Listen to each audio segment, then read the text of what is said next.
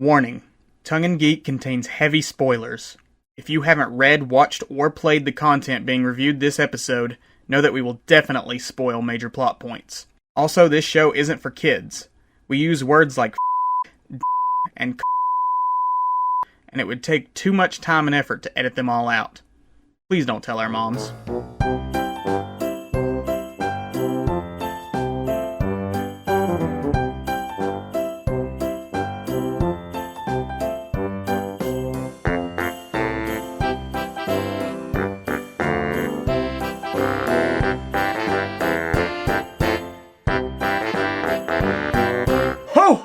Hello, lovely listeners, and welcome to Tongue in Cheer, where two more white guys on the internet give the gift of their unsolicited opinions on all things holly and jolly. I'm Isaac. I'm Tyler. And we're once again joined by our dear friend Erica. Say hi, Erica. And she immediately cut out. You have to be fucking kidding me. You guys can't hear me? I can hear you now. I can, but oh my god. For a good 30 seconds. Oh my gosh. Isaac, I'm wearing different headphones than when we did this and we had a whole half-hour thing. Yeah. I think it's like, at this point, it's spiritual. It's cursed. Yeah. Discord is cursed. We're going to keep going because I can hear you right now, but just say hi real quick, Erica. Okay. Hi. Okay, fantastic. Today we're kicking off our series of Christmas reviews with the iconic bridge between Halloween and Christmas, Tim Burton's The Nightmare Before Christmas, released in 1993. Tyler, you want to give us some background on this one? Yep, Nightmare Before Christmas is based off a poem that Tim Burton wrote back when he was still working at Disney. Mm-hmm. He bandied about the idea of, like, with Disney, like, making it a short film or, like, a 30-minute holiday special, but that never happened. And then he got shit canned from Disney and went off to do his own thing. Mm-hmm. And so over the course of a few years, he realized that Disney still had the film rights. So him and a couple of other artist people decided to pursue a feature-length film. A lot of typical behind-the-scenes Hollywood stuff happens. He wrote a lot of the music with Danny Elfman, who did all the lyrics and he's the singing voice of Jack, and he did the musical score. Fellow animator Henry Selick actually directed the film. A lot of people still don't know that Tim Burton didn't direct this. Henry Selick, who did Coraline, did. It came out and was what is termed as a sleeper hit, where, like, it didn't light the box office on fire, but it wasn't a flop. Around the early 2000s, it exploded in popularity and became, like, every scene kid and goth kid's, like, Bible for a time there. It basically kept Hot Topic afloat for a while there. Yes, this was basically the film of Hot Topic. What's funny is that Disney released it under their Touchstone label, which is a production company that they owned back in the day. It wasn't Disney's Nightmare Before Christmas back then because they thought it was too weird and scary. But as soon as they realized there was a huge cult freaking following for it, they're like, slap our logo on it. Merchandise. We're making money. It's going to be our flagship from now on. We're popping this out every Halloween. And every Christmas. Just October 1st through New Year's. The whole holiday season. Yes. It's just the Nightmare Before Christmas time. Yeah. So how about we give a little background about how we first were introduced to this movie? Erica, you want to give some background on that? Sure. My mic's still working. You can still hear me? I can still hear you. Thank God. It's a Christmas miracle. Every time I take a pause, it's like I'm now just getting, like, repetitive stress syndrome that my mic is going to be off for no reason. So, okay, I'm glad. Just hum the whole time. I know. I feel like I need to, I constantly be making some kind of low-key noise, and you guys can be like, the all-clear alarm is off. I guess she's gone. I mean, she's dropped for a second. My computer makes a low-key hum through all of my audio, so it wouldn't really change the audio quality if you were doing it too. That's funny. All right, but since I am here and you can hear me, I also just wanted to say, as I'm talking about background today, hey to my sister, if she's listening. Hey, Lara, because I told her we were doing this pod tonight, and she said I am 100% going to be there and listen to that. So hopefully she is.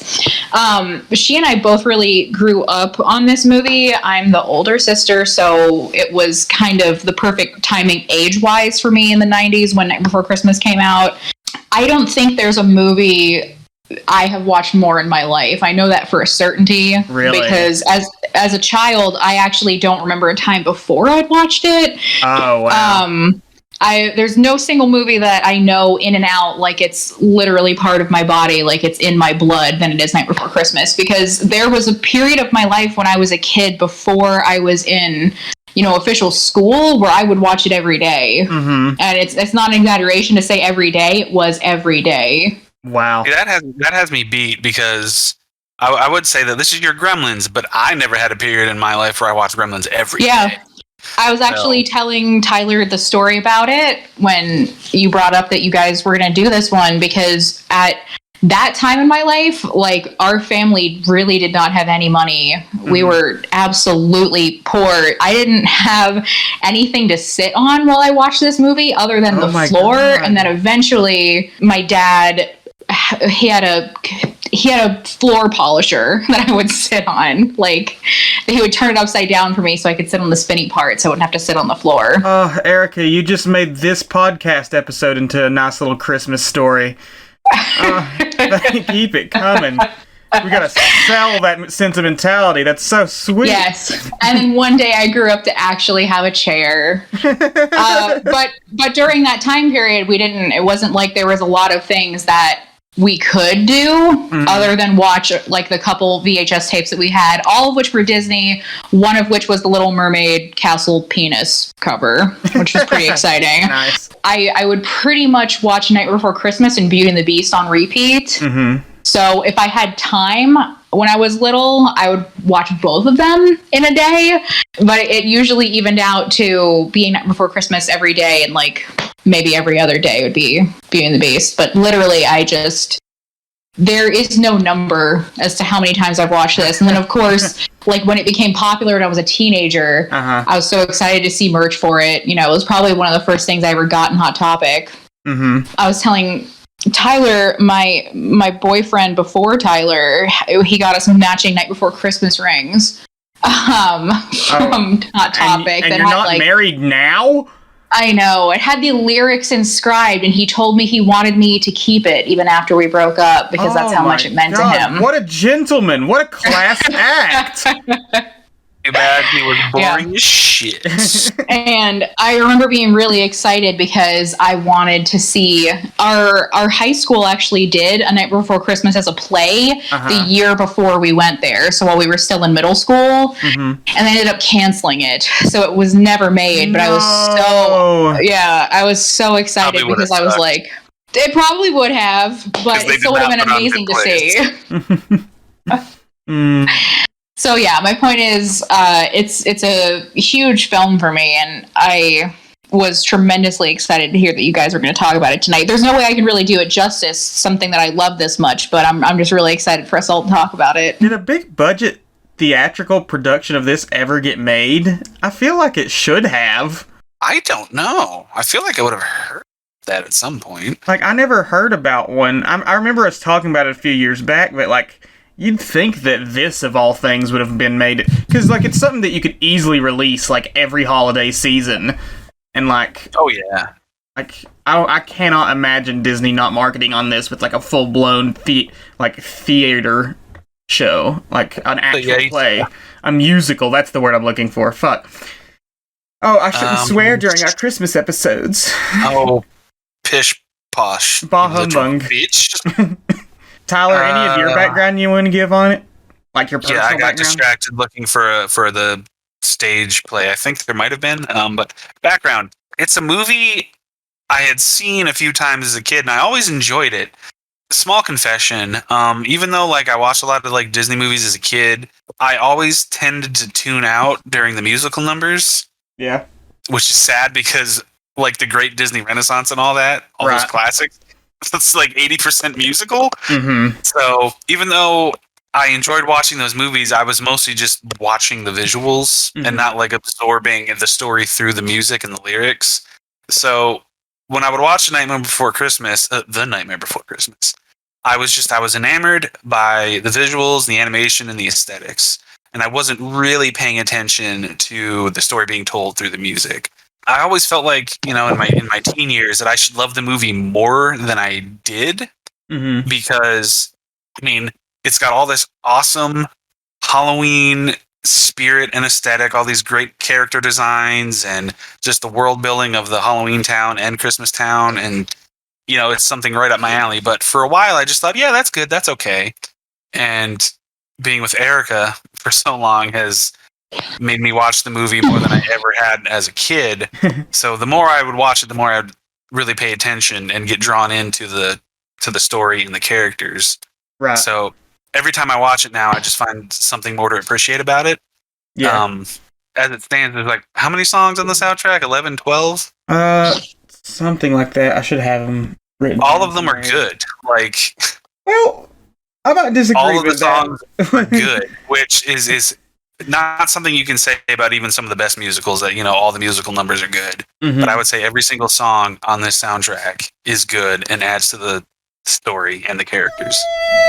We'll get into that in a second. I have perhaps a dissenting opinion. Eric and Isaac, don't you dare say a single bad word about this movie. We will rage quit. I'll force my mic to go off. I'm gonna ruin Christmas.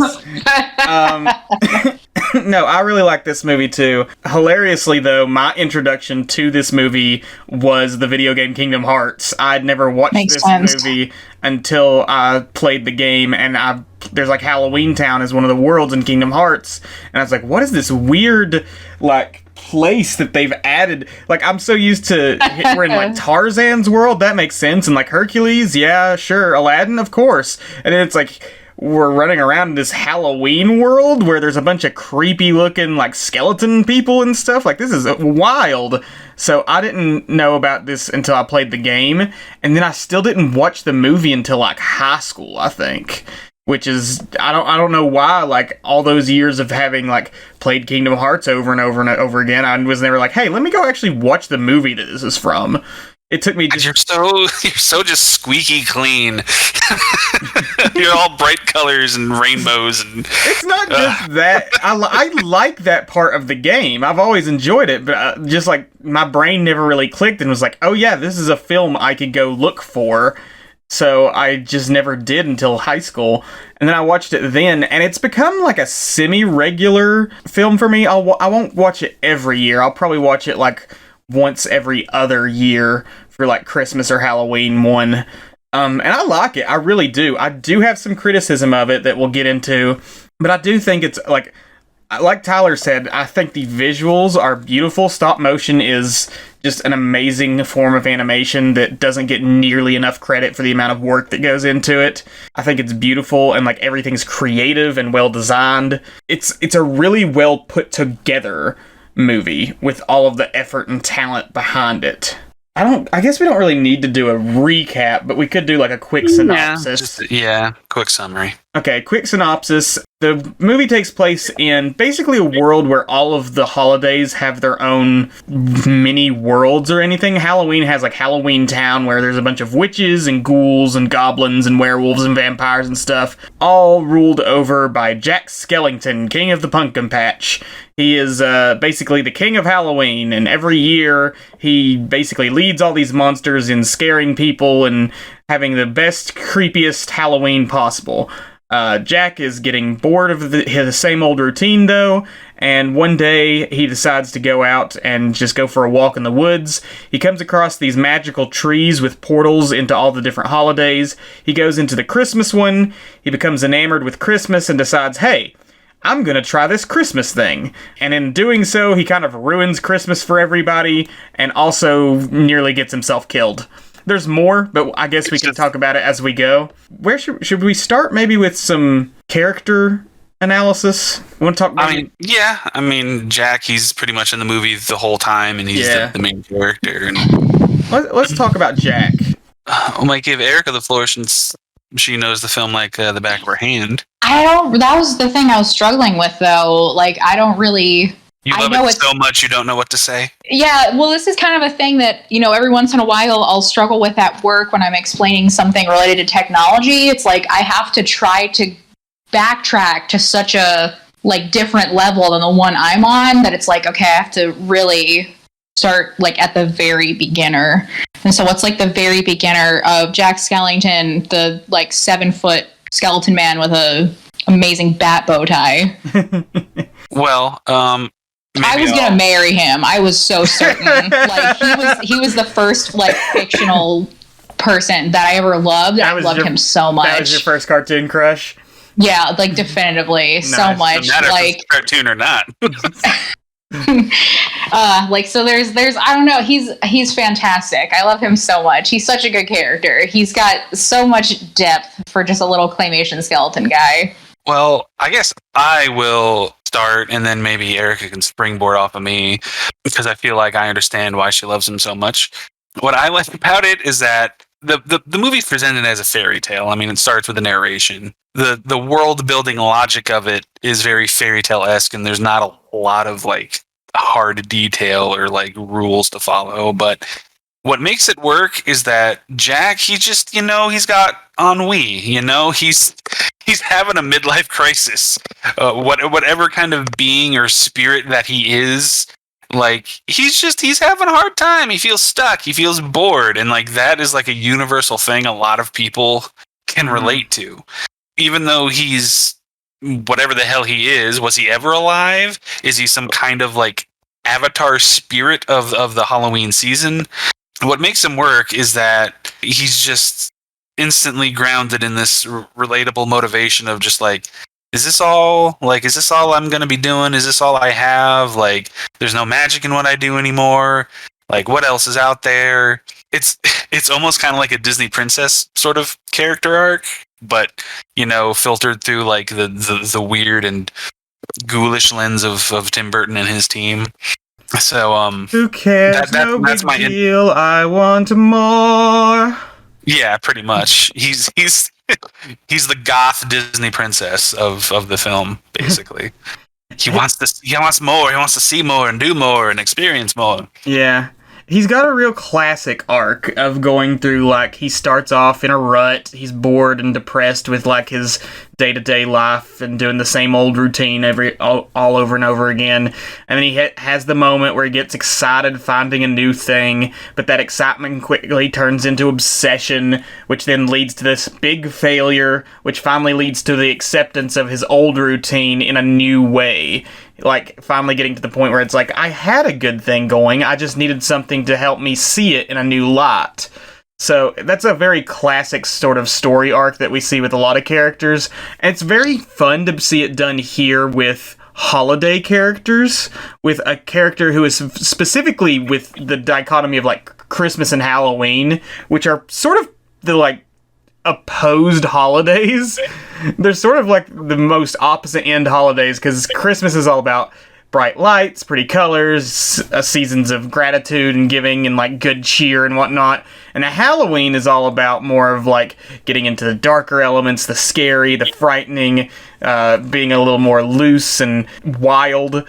And it's fun to see a character who is more on the wild side, that looser lifestyle, become so entranced with something that's a little more like homesy, like Christmas is. It's like, usually with these kinds of stories, it's you get somebody who's stuck in a rut because it's like, oh, my same old routine is, a boring, dull thing that I do over and over, and then they try and get into something super duper exciting. Here, Christmas is exciting, yes, but like, it's almost tame compared to Halloween, especially the way it's depicted in this movie, because in this movie it's like all of them are talking about like, ooh, we're gonna find like guts and a corpse, and we're gonna do all this crazy stuff to scare people and whatnot, and then in Christmas Town it's just like, yeah, we're just gonna give presents and set up twinkling lights and whatnot. So having a character who's so like over the top wild become enamored with something as cozy and nice as Christmas,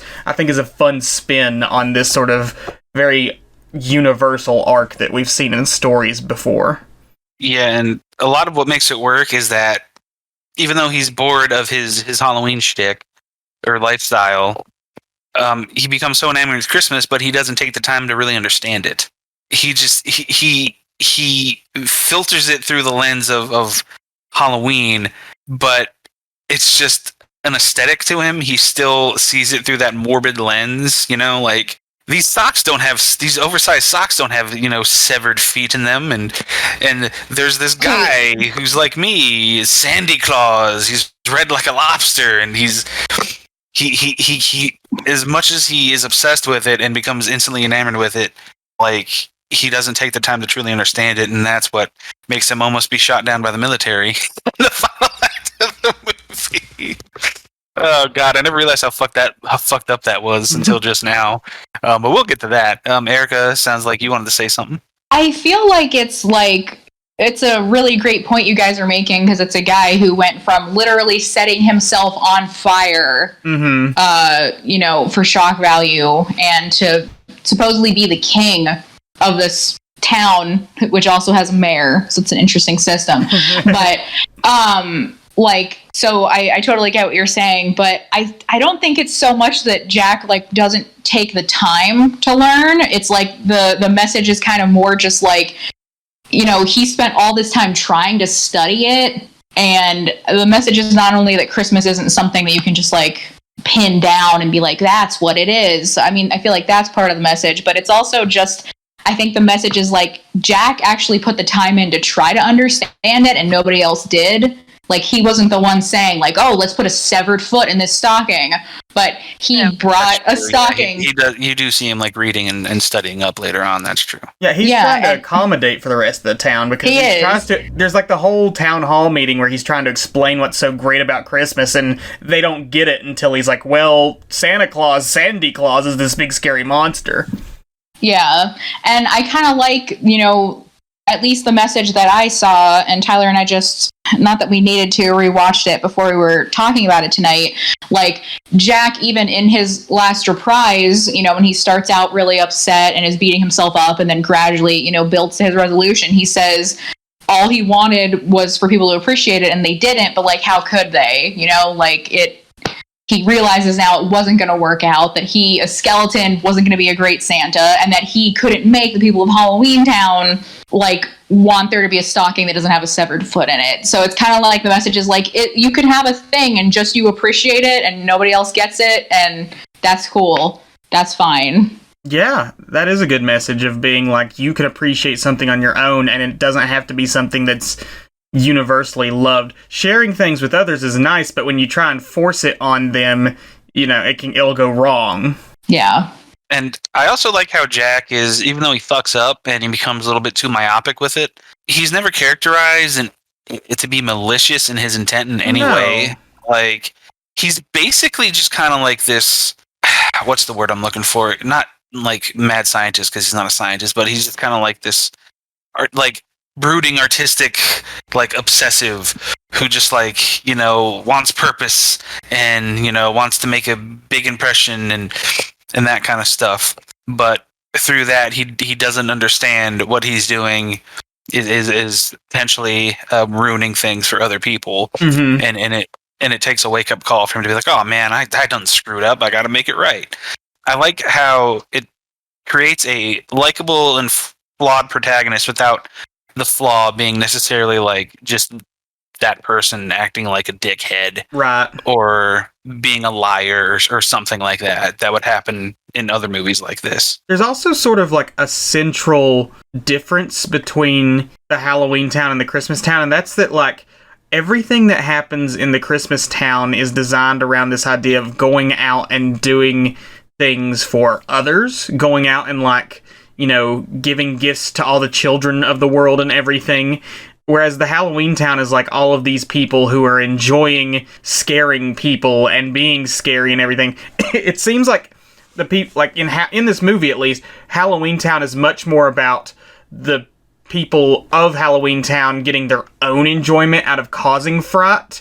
Whereas the whole spirit of Christmas Town is to actually, prepare for Christmas and share that joy with the outside world. Erica, anything about your husband you want to say? Not Tyler, Jack. For anybody who hasn't noticed, he does some amazing things with his non-existent eyelids and his non-existent eyebrows throughout the film. Very true, yes. It's really fun to watch how expressive his face is, and all the squinting and the eyebrow raising and the so much fun. He's a pleasure to look at. The design is so great. I think I read they had like 600 different heads for him or something. Yeah, there's 400 actually. Yeah. Still, and that's a lot of freaking heads to pop on and off. Yeah, they had so many left over that's why they snuck him into James and the Giant Peach. God, I always forget about James and the Giant Peach. As a movie, or that Jack is in it? As a movie. It's such a weird-ass movie. Anyway, it's just about James and the Giant Peach. What do we think of... I really want to get into this. I don't know if it's the right time structurally to, but like... Let's do it. What are these things? You know, like, what is Jack? Like, what are these Halloween Town characters? I said earlier, like, is he some type of spirit, some type of avatar that has always existed as he is, or was he somebody that died and became this? The lore that isn't explored that you could extrapolate from is really entertaining to me, even though like none of it is explained. I don't know. I like the idea that everybody in Halloween Town and Christmas Town and even all the other holidays are kind of just like, I don't want to say gods, but kind of, you know, just these like other beings, like other entities that have like come into existence because of like humanity's existence and their creation of them and of these holidays. Like we manifested these things. I'm going off on a crazy. You think they're all like? You think basically the celebration of these holidays manifested into corporeal beings, basically? Yeah, because you just described Rise of the Guardians. Yeah, but this came first. Not your crazy-ass fan theory. And it was stop motion, so they tried harder. They get extra points. What I've always really wanted to know is, and as a kid, this drove me crazy, what are in the other doors? We know there's an Easter Bunny. What the hell happens when you go through that, turkey door into Thanksgiving? I think you just go to the first Thanksgiving, I think. I think it's just a time portal. It's gotta be, right? Yeah, that doesn't sound like a pleasant, pleasant door to go through, to be honest.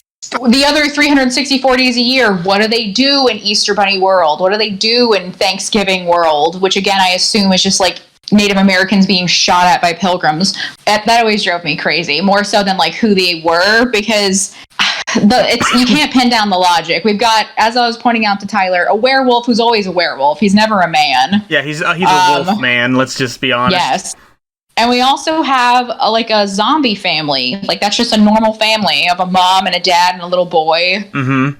And they're corpses. So at one point they were human. So they had human lives, I presume. Unless Tyler's theory is correct and they were manifested in the way that they are. Yeah, because we have all kinds of beasties from all kinds of different eras here. You have your ones that you could trace back through thousands of years of history, like wolf people and vampires, but there's also just like things you don't know what they are. Like the mayor. What's the mayor? Like the mayor. It's hilarious how the only politician in the movie in any of these like fantasy lands is in Halloween Town. Well, two politicians come from this dimension. I know he's not really anything because the joke is that politicians are two-faced, and that's why it's two faces. Yeah, but it still is like the amount of stuff that is there, like the walking willow tree with the skeletons on nooses. Mm-hmm. There's a lot of things that are deeper than, just like vampire, werewolf, things I would have expected. I like the fan theory that Jack Skellington and Zero are the Grinch and Max, his dog Max. And they died, and then they became that. I was thinking today about how ironic that would be, that it would be the Grinch rediscovering Christmas. Yeah. If anything. And another thing that Tyler and I were talking about when it comes to this, during Jack's lament, his final lament, when he's in the graveyard, he's been shot down by the U.S. government. He decides he's going to go back to Halloween Town and he's going to go, save Santa Claus. And he just goes through a mausoleum. Like he just opens a door from the graveyard and winds up back in Halloween Town. So is the implication that Halloween Town, there are, all of the graves are portals? Kinda, yeah. Like, it's always been really interesting. He just literally swings open these doors and storms in, and then he he finds his way back there. There's no heaven in this world. There's just Halloween Town for the dead. There's Christmas and there's Halloween. These are the various afterlives. You get to choose a holiday to spend eternity. What's behind the St. Patrick's Day door? That shamrock taunts me. Drunk leprechauns. Just alcohol and leprechauns? Oh, that's super racist, Tyler. That's super racist. I said leprechauns, not Irish folk. I could have said that and potatoes, but I didn't. I don't know if might have to cut this whole segment. The thing is, though, is that there's I don't know if you guys noticed the Valentine's Day one. Oh, there is, isn't there? There is, and this has always blown my mind because when I was a kid, you didn't really get it. It's a candle. I think that's 4th of July. The candle? Yeah, I think it's a firework. Oh. Huh. I never really noticed that either. I'm not really sure because I've never taken the time to look it up. I've just seen it enough times that I know that there's 7 doors, and the ones we see the least are Valentine's Day and this one that looks like a candle that I think I've never Googled it, but it probably has to be It's genuinely a miracle that Disney hasn't milked this to hell and gone through each of the other doors. They wanted to. I'm shocked that it hasn't happened. Well, they really wanted to. For some reason, Tim Burton, because it was his original story he wrote, was able to nix them and say, no, this was a one-time thing that I did, and I guess he wasn't contractually obligated the way so many others are. Right. Because, like Tyler said, Disney didn't really want to touch it. They didn't want it to be known that it was them. So they wanted him to do a sequel, and he refused. And I guess they needed him to write it. It's a firecracker on the official wiki. Okay. Cool. Is it? Okay. So then that's Independence Day then. Wild. It's a very American. Yeah, it's a very American-centric doors. It is. Typical. Mm-hmm. And that's where corpses lead. You're in a graveyard, you walk through a tomb, and then you end up in Halloween. Maybe death by explosion leads you to the Independence Day world. Tyler, clearly the Independence Day world, if we're going with the theory of which one's your afterlife, that's the one where all of our patriots go when they die in glorious battle. It's their Valhalla. Yeah, good point. Yep. That they can enjoy cheap beer and fireworks forever until the end of days when all of the different holiday worlds come together and fight at Ragnarok. That would be a very interesting I would love to see a Ragnarok story with all of the different holiday worlds just battling it out. Sally, I don't want to go to war. It's not in my nature. We have to, Jack, or our way of life ends. Christmas Town wouldn't last. This version of Santa is not very powerful, so... See, I don't know, because I was going to save this for later. But I just thought of it after watching it again. Mm-hmm. This movie doesn't paint Christmas in the best light. Because when Jack starts fucking it up, the world responds by calling in a nuclear fucking strike on him. To be fair... They escalate it so strongly. They are so just hecked up on Christmas that they will defend it by blowing somebody out of the sky for posing an inconvenience to it. To be fair, he gave a shrunken head to one child. He left behind possessed dolls and toys and stuff that could have very well have injured or killed someone. In fact, there's a wreath that he leaves behind that seems to choke a granny to death. He's not just dropping off innocent little scary things. These things seem like they're doing some damage. So and the giant anaconda. So if you were expecting a nice little toy to come down the tree or come down the chimney and be under the tree in the morning, and you got a giant alligator that's eating your grandma instead, you'd probably be a bit concerned. Well, let's look up statistics about how many people get injured from the Christmas presents every year. I'm sure it's a pretty high number. Probably less than they would if every single... It's probably less than if every single Christmas present was replaced with razor blades that set fire the second the kids open them. All I'm saying is the vehement, violent reaction that our plane of existence had from Christmas being threatened is They think that a terrorist killed Santa and is now attacking everyone in the world.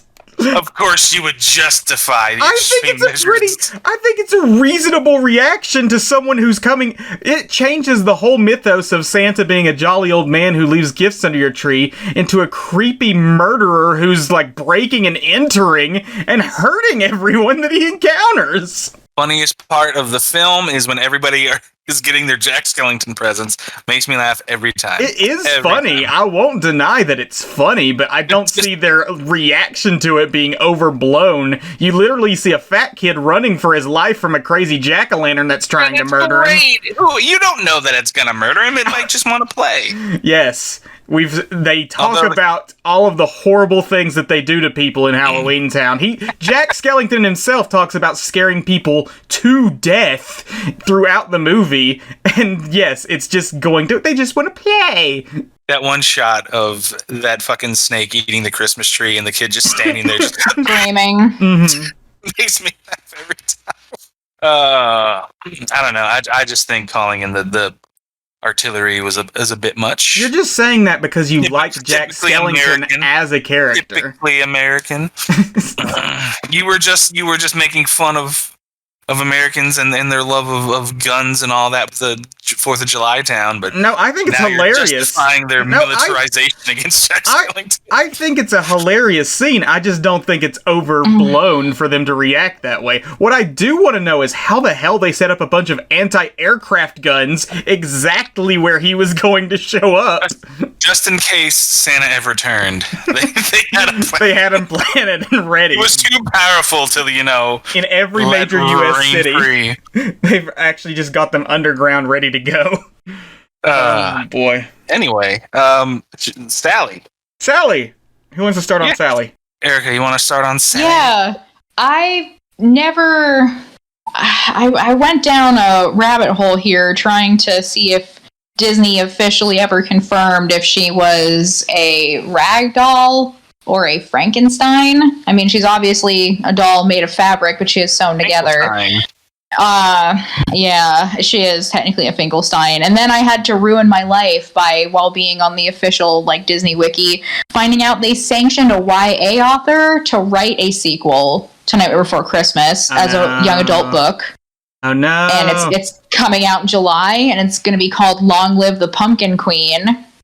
What? And Sally and Jack are in it, and they have 4 or 5 skeleton children.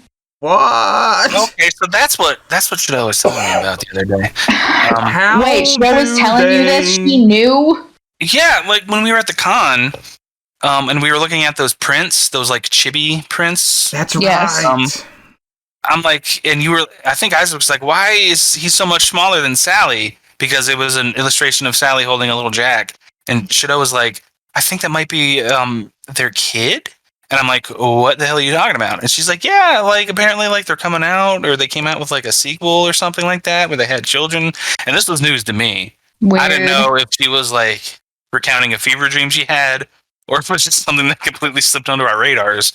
Okay, and that seems to answer it. I have questions about the how of the sexual reproduction between the skeleton and the Frankenstein / ragdoll girl.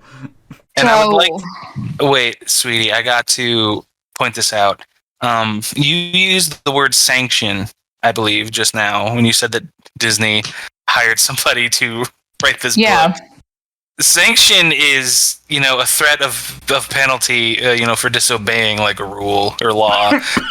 So, yeah, threatening this author to write this book. Tyler, did she fucking stutter? It's Disney. No, I'm not. That's exactly my point. I completely believe Erica when she says that Disney sanctioned this author. So, Tyler, what you're saying here, though, is you're using sanction as a noun, because when it's a noun, a sanction is a penalty. It's you're being punished. I'm doing word bad. Yes, when it's a verb, it means you're giving a stamp of approval. Good. Yeah, I did word bad. That's what you get for mansplaining, Jack. Yeah, I mansplained and I did word bad. I'm sorry.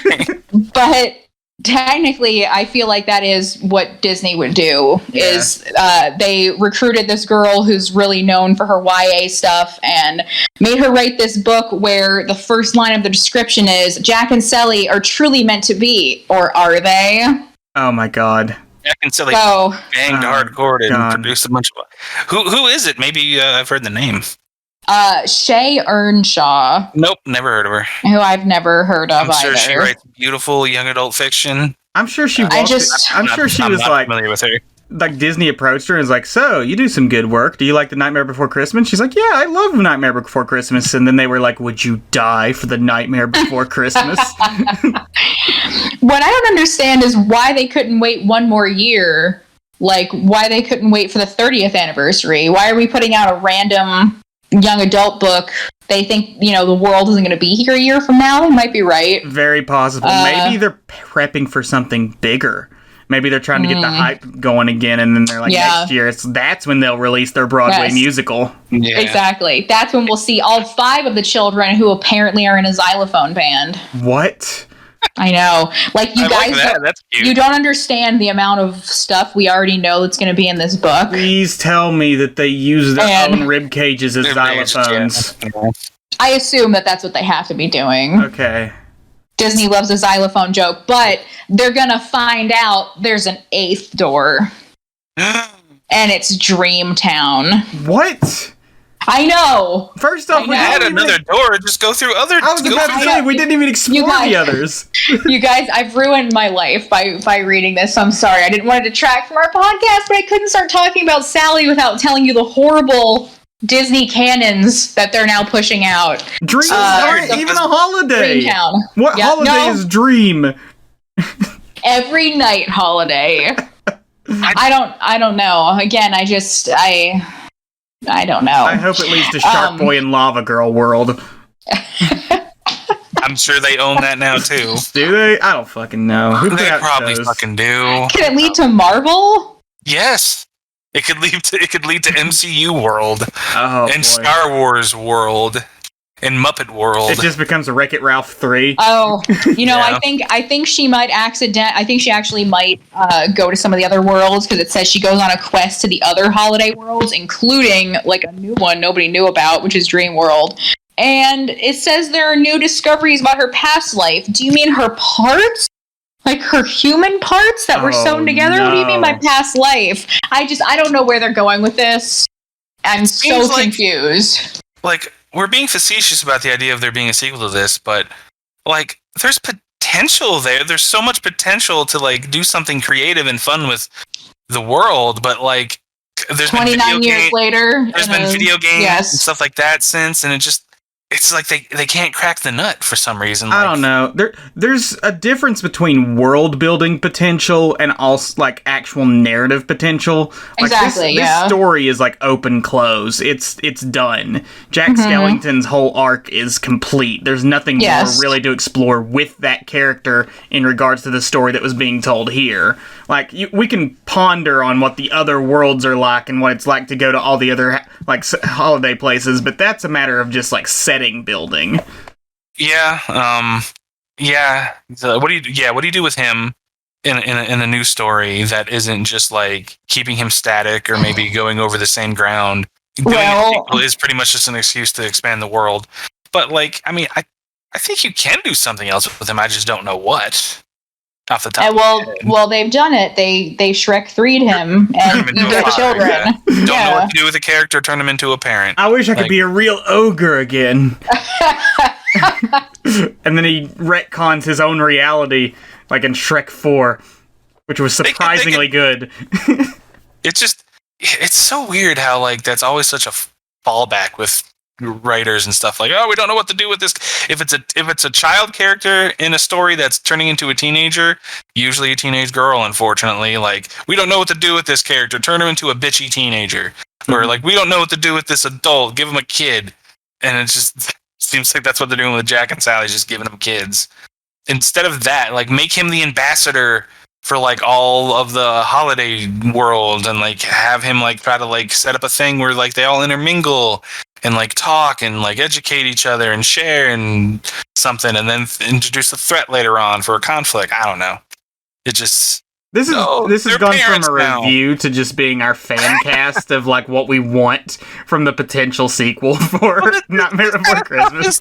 This stuff is more entertaining. Well, than I kind of love it. No, I'm not shooting it down. I just love the transition we've made into this. Well, they also already, like, I really don't think there's any story that could have been told because, like Isaac said, he's been in Kingdom Hearts. It was enough for fans to be able to, you know, be standing on, I guess it's called Spiral Hill, but in my heart it's always Curly Hill. And, like, they had a video game that came out in, like, the early 2000s, and my sister and I had it, and it's Oogie Boogie comes back. So I feel like that's definitely one of the things that they would have tried to do is have Oogie Boogie come back. Somehow Oogie Boogie has returned. Yes, despite being ripped open, he somehow comes back. One of those bugs didn't fall in and get smushed. I want to talk about Oogie Boogie, but did we actually say anything about Sally, or did we just go down the tangent of this being like a different... Didn't. Okay. We didn't, because I had to explain that apparently she has this whole life that is unfolding. So Sally is a ragdoll who I believe is just made of doll parts, made by Dr. Finkelstein. There's the low-key, implication that he made her to be his wife. Yeah, which you really kind of see. He makes a wife at the end. Yeah, he makes a wife at the end. I mean, I think the official description from Disney is just a friend, but he definitely kisses the woman who replaces her at the end. So we all know what's up. Yeah.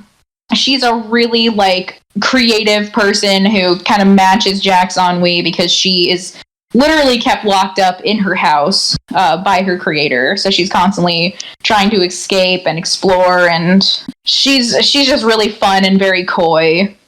I'll say this, I really like Sally as a character, but I'm much more invested in her like attempts to escape from Dr. Finkelstein than I am her actual relationship with Jack.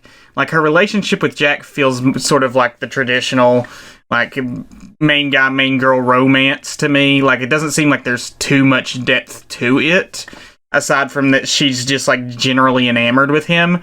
But, like, her actual struggle to, like, earn freedom and autonomy, I think, is, like, way more interesting to me. Yeah, I like their love story because it's actually not, like, really the main drive. In a way, it being kind of one-dimensional is actually a help because, like, we kind of have this understanding that they both like each other, but they're just kind of, you know, they're both on different paths during the course of the movie. And all it takes is them to just kind of, like, Jack to come to save the day and then to finally have that moment where they can both just be like, okay, you know, like, we're kind of where we want to be right now, so this is how I feel about you, and I feel the same way, so let's, you know, make this happen.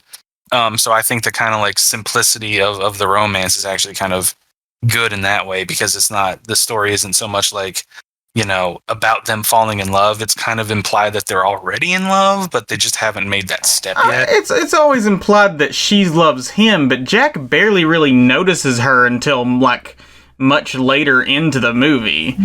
Like, she doesn't seem to be on his radar for most of the film, and then she starts doing things for him and trying to warn him about stuff, and then he starts to notice her.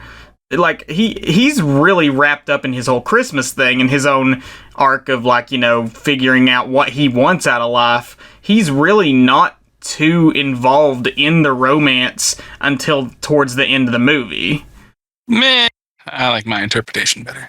I think it's more like the implication is this, that Jack has fully thrown himself into an obsession, because as many times as we see him not listening to Sally, we also see him ignoring Zero and not playing with him anymore. Yeah. So I think it's more the implication that like this thing has consumed him and he literally just can't pay attention. What I always liked about it is that they clearly had a pre-established relationship. In most stories, you're with them when they meet for the first time, and you kind of get some insta-love, whereas they clearly have a relationship because they refer to each other as dearest friend, and Jack immediately is like, well, I need somebody to sew, so that's going to be Sally. And Sally is like giving him little gifts, like sending up that bottle with the butterfly. So it was just so nice to be like, these people already know each other and had a pre-existing friendship, and Jack completely, probably they would have gotten together anyway, but Jack completely gets wrapped up in his own emotional thing, feeling like his role in Halloween. It's not for him anymore. And then, oh my gosh, I'm obsessed with Christmas. So Yeah. I always just really like that they already knew each other. It made it feel like it's not like, oh, Sally has to compete for his attention or try these things. It's just like he's currently so absorbed in this that he's ignoring the two people in his life who actually seemed like they knew him, which was his dog and his friend. I agree that it's great that he is, or that they have like a pre-existing. We don't start out with just them meeting each other because that's so overdone. It was like the young love whole thing. And I also agree that Jack's arc is definitely him becoming obsessed and blocking out everything else in his life. I just wish there was a little more to show his side of the relationship, because Sally's clearly like in love with him throughout the whole film, but we don't really see much from him until towards the end. And I don't need it like explicitly spelled out for me. I'm not saying it like that. It's just, I feel like romance in movies especially, it's so rushed just because you've got such a narrow time frame to do it in. And when you're doing it in a movie that has so many other like major themes and character arcs that it's going through, trying to add a romance in is going to make that romance like necessarily one of the weaker elements, just because there's no time to develop it. I don't think anything they do between the characters is bad. I just think there needs to be more of it for it to be like a really compelling romance. Yeah. I always kind of liked what the romance itself like says about the characters, especially Sally, because like throughout the entire story, she doesn't actually like go for anything that she wants. She's very timid. Like she poisons Dr. Finkelstein to get out instead of just blatantly being like, I'm leaving. Mm-hmm. Like she sneakily, anonymously gives Jack like, the bottle that has the butterfly in it instead of just knocking on his door and giving it to him.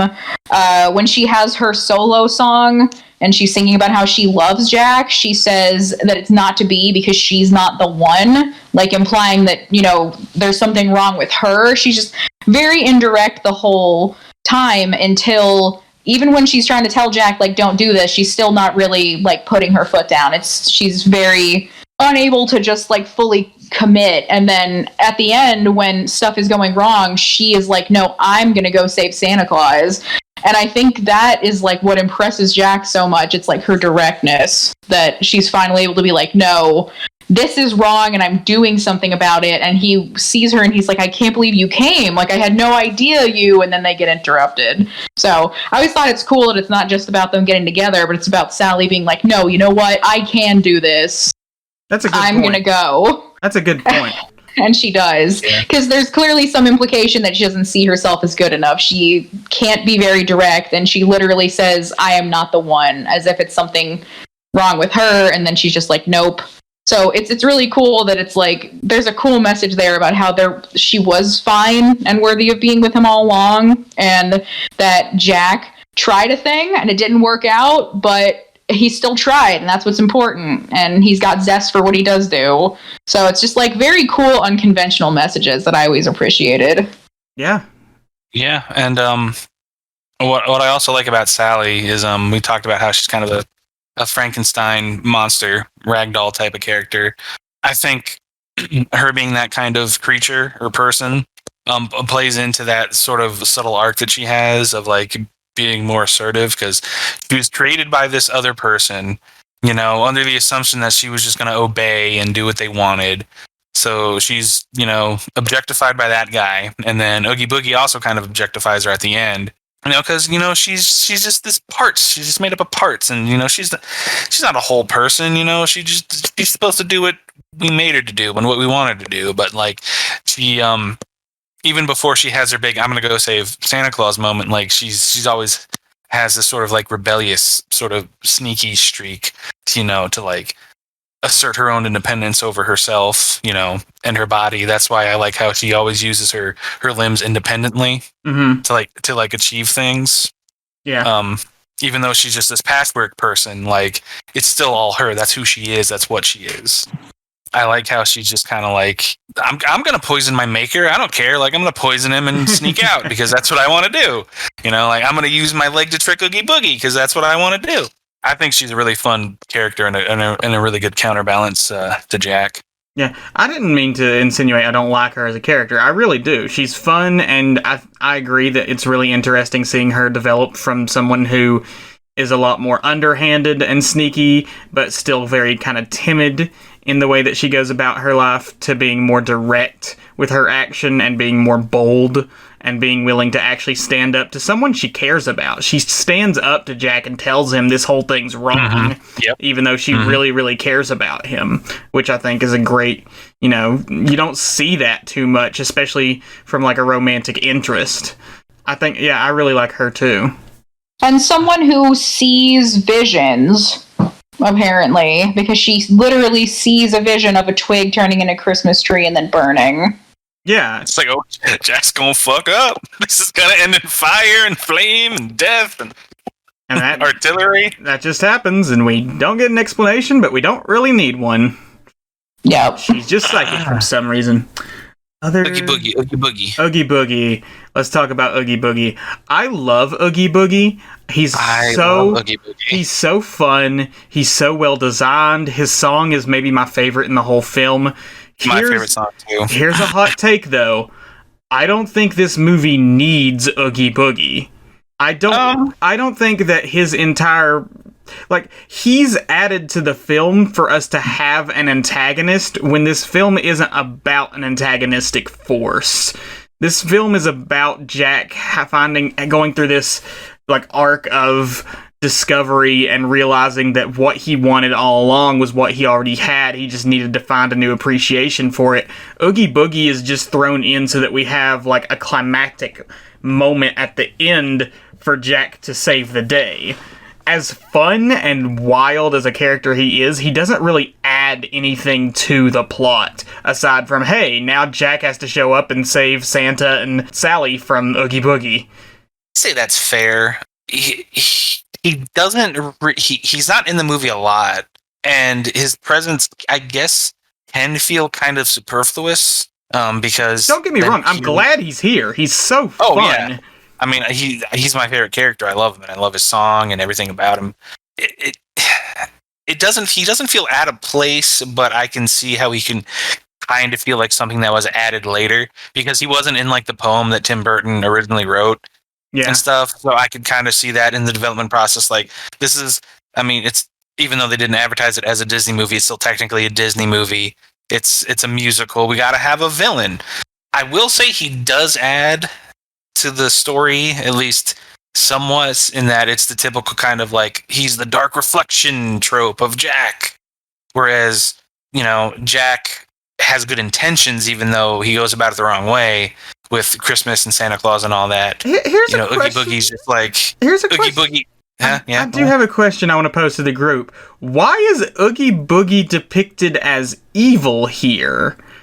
I think he's supposed to be the boogeyman. Well, yeah, but Halloween Town has been well established as somewhere that people constantly try to frighten or even maim, and it's very well implied that the people of Halloween Town are monsters and that they do monstrous things. Why is Oogie Boogie something of an outcast here, where it's he's too extreme? It's a good question. It's never outright stated anywhere, but I always got the implication that Oogie Boogie was just jealous of Jack. Yeah. And just kind of he was just kind of a dick, because even though Halloween Town, they're monsters, and it's implied that they do actual monstrous things, they're not bad people. They're not bad things. They care about each other. They care about their town. And I always just assumed that Oogie Boogie was just jealous of Jack and wanted to be like Jack, but got ostracized out of town and just set up shop in his evil casino lair and used Lock, Stock, and Barrel as his kind of minions. God, I love the casino vibe of his lair. The way that the lighting changes and everything during his song is just so fun. The black light. Yeah. Yeah. My favorite little part is when he's singing his song and he's torturing Santa Claus, and he's moving that lever in a circle, and he lets it go, and it keeps moving on its own, and it's moving across his belly. Yes. I love that. There's so many awesome little visual moments in this movie that are just so charming.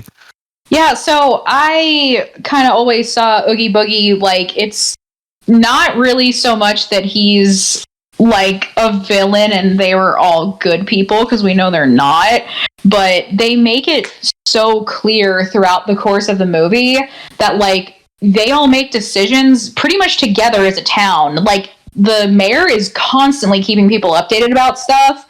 He's going to Jack's house the day after Halloween to make plans for next Halloween because he wants input. They call town meetings all the time. They get like the whole town together, like to report on like looking for Jack, and he goes around updating people that Jack is dead and he thinks he's dead. So I always kind of got the sense of like the reason that Oogie Boogie's off to the side is like, you know, when they like Jack kind of gets a little side eye because they're like, he got Oogie's like 3 henchmen to do this. Like that Oogie Boogie he doesn't go along with the group. Like he's gonna do his own thing.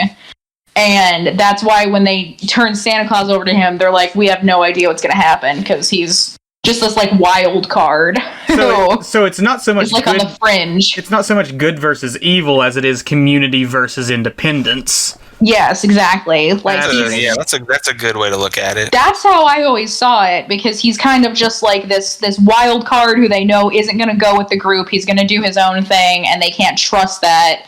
So that's why they're like, you know, he's called in these 3, so we know what's going to happen. This is why we needed you here, because as much as I do enjoy this movie, I haven't thought about it as deeply as you have for years. So, yeah, like. I always just completely saw it as like the good guys versus bad guys story, but I mean, that's a really good point because when you think about it, all the stuff that the town does is for Halloween and in reverence of Halloween. That's not Oogie Boogie's goal. He's just, you know, they're the Halloween people, the Halloween creatures. Oogie Boogie is the boogeyman. The boogeyman isn't restricted to a holiday. He's restricted to celebration. He's in it just because he wants to be scary and he wants to do scary things and be mean and be evil. Yeah, you can even see it in the very beginning, and this is Halloween, like his contribution to the song. He's very quickly there and then gone. He's not part of the group. He's mentioned. He wants everybody to know he's here. He's valid, but he's not actually like part of the community. And then he pieces out. He's not part of the group. He's only there that one time. Mm-hmm. But that opens the implication of why is it a bad thing that he's the outsider? You know? Yeah. But this is a communist manifesto. What is this bullshit? Communism. But no, that's a great point, Erica.